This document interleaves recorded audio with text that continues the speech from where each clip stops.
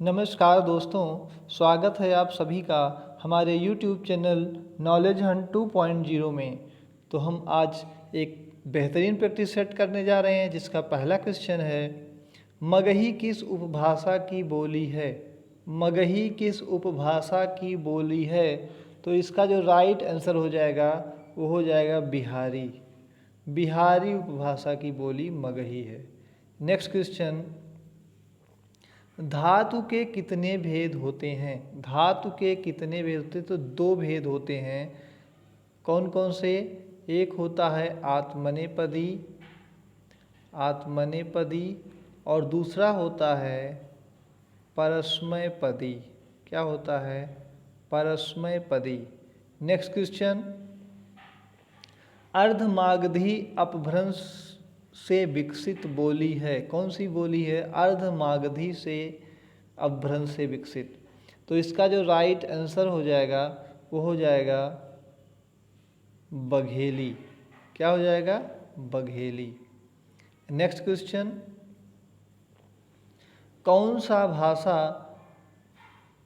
सी भाषा मध्य प्रदेश की प्रमुख भाषा थी? मध्य देश की प्रमुख भाषा। तो मध्य देश की प्रमुख भाषा जो थी वो थी मागधी। कौन सी थी? मागधी भाषा।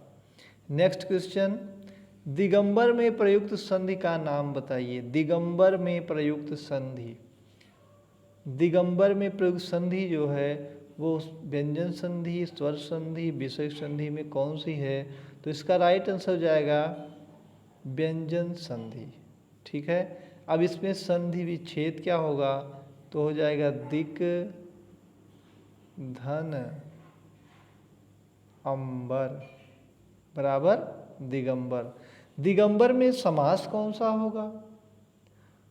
तो दिशाएं ही हैं वस्त्र जिसका। दिक माने दिशा, अंबर माने वस्त्र। दिशाएं ही हैं वस्त्र जिसका अर्थात नग्न। ये हो जाएगा बहुव्रीहि समास। तो नेक्स्ट क्वेश्चन, अंबर शब्द का समानार्थी है। अंबर शब्द का समानार्थी, तो इसका समानार्थी क्या है? समानार्थी को और किस नाम से जानते हैं? पर्यायवाची जानते हैं। ठीक है। तो इसका समानार्थी हो जाएगा आकाश। अंबर, गगन, गगन होता है, नभ होता है, आकाश होता है, अंतरिक्ष होता है, ठीक है, व्योम होता है, अनंत होता है, शून्य होता है। ये सभी उसकी पर्यायवाचियाँ हैं। नेक्स्ट क्वेश्चन, लक्ष्मी, बिजली, पिप्पली वर्णवृत्त के लिए एक शब्द है। तो इसके लिए कौन सा शब्द है? तो आप देखेंगे इसका जो राइट आंसर होगा वो हो जाएगा चंचला। क्या हो जाएगा? चंचला।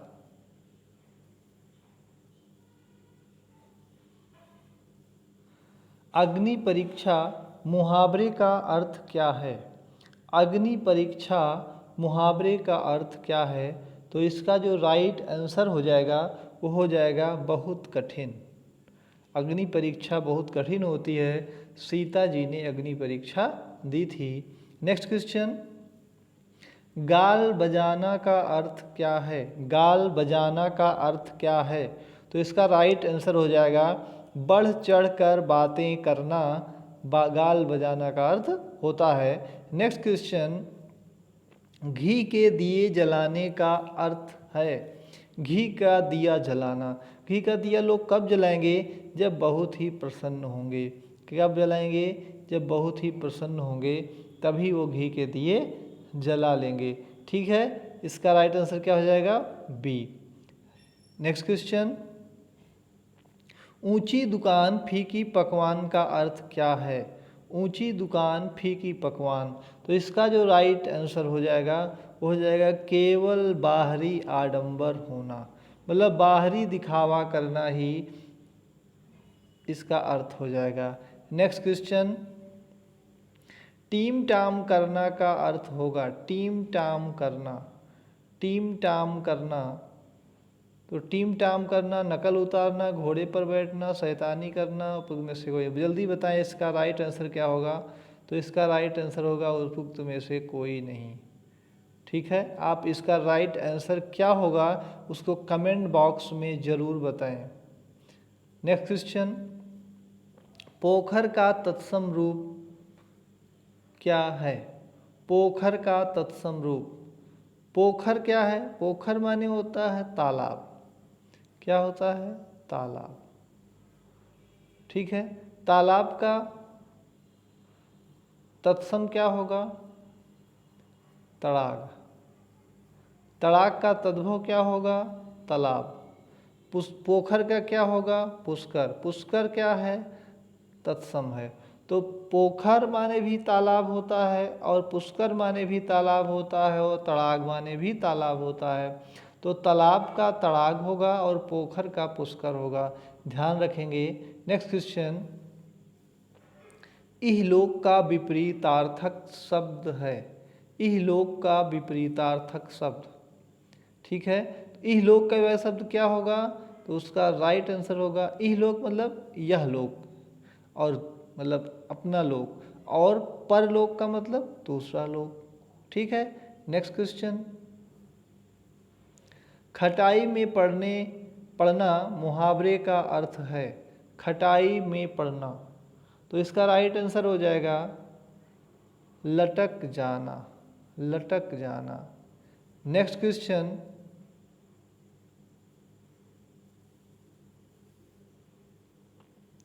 गत माह हम ताजमहल देखने जाएंगे। गत माह हम ताजमहल देखने जाएंगे। इस वाक्य में अशुद्धि है, कौन सी? लिंग संबंधी अशुद्धि है, वचन संबंधी अशुद्धि है, काल संबंधी, सर्वनाम संबंधी। जल्दी बताएं आप कि इसका राइट आंसर क्या होगा। आपने सोच लिया होगा, तो इसका जो राइट आंसर हो जाएगा काल संबंधी। काल संबंधी कैसे होगा? गत माह, गत माने होता है बीता हुआ। गत माने बीता हुआ, तो अगर बीता है तो इसका मतलब गत माह हम ताजमहल देखने गए थे, ये होना चाहिए था। ठीक है, गत माह का मतलब बीता हुआ, तो गत का मतलब आप जान लें कि बीता हुआ, पिछला। ठीक है, तो इसको जानना बहुत जरूरी, तभी आप इसको पकड़ पाएंगे कि काल संबंधी है कि वचन संबंधी। ठीक, नेक्स्ट क्वेश्चन, मध्यम पुरुष सर्वनाम का उदाहरण है। मध्यम पुरुष सर्वनाम का उदाहरण, तो मध्यम पुरुष क्या है? मध्यम, देखिए 3 पुरुष होते हैं सर्वनाम के, क्या होता है? उत्तम, मध्यम और अन्य। ठीक है, उत्तम क्या होता है? उत्तम वह होता है जो बोलने वाला होता है, वक्ता होता है। वह क्या है? वक्ता जो होता है वह उत्तम पुरुष है। जैसे कहा जाए कि मैं क्या है? उत्तम है, उत्तम पुरुष। मध्यम क्या है?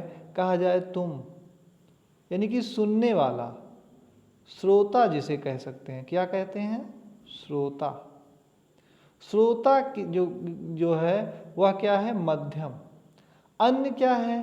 अन्य मतलब दूसरा, जिसके विषय में कहा जाए।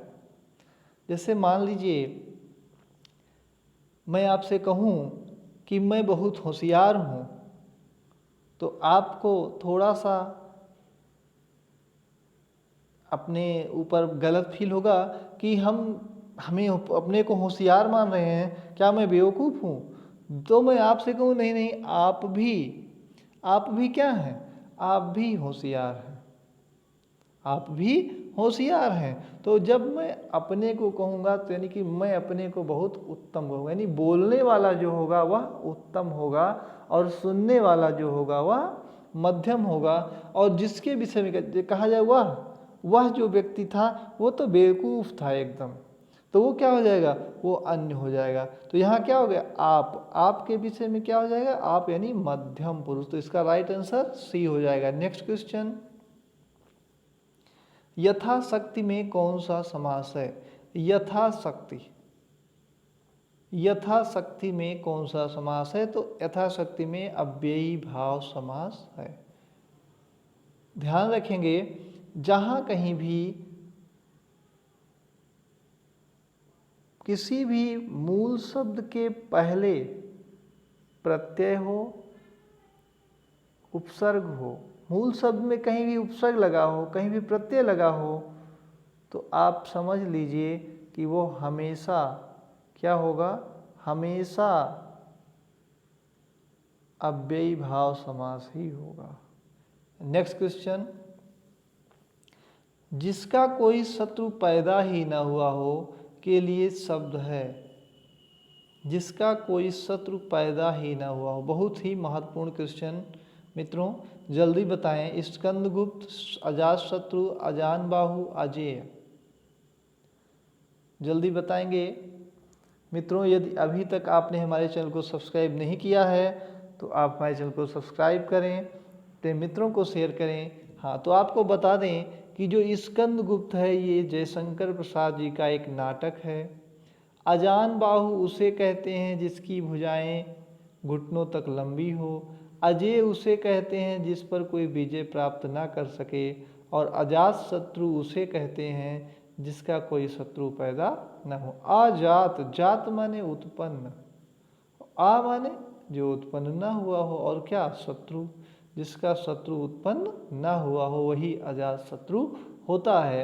नेक्स्ट क्वेश्चन, निम्न में से कौन वर्षा का पर्यायवाची नहीं है। वर्षा का पर्यायवाची तो क्या हो जाएगा, पावस माने भी वर्षा होता है, वृष्टि माने वर्षा होता है, और बरसात माने वर्षा होता ही है। विपुल, विपुल वर्षा का पर्यायवाची नहीं है, और यही इसका राइट आंसर होगा। अब विपुल का अर्थ क्या होता है इसको आप कमेंट बॉक्स में ज़रूर लिखें मित्रों। यदि आप कमेंट बॉक्स में लिखते हैं तो वो आपको कभी भूलेगा नहीं, तो जितना अधिक से अधिक आप जानते हैं उसको आप ज़रूर लिखें। तो आपको वीडियो कैसी लगी आप कमेंट बॉक्स में ज़रूर बताएं। धन्यवाद।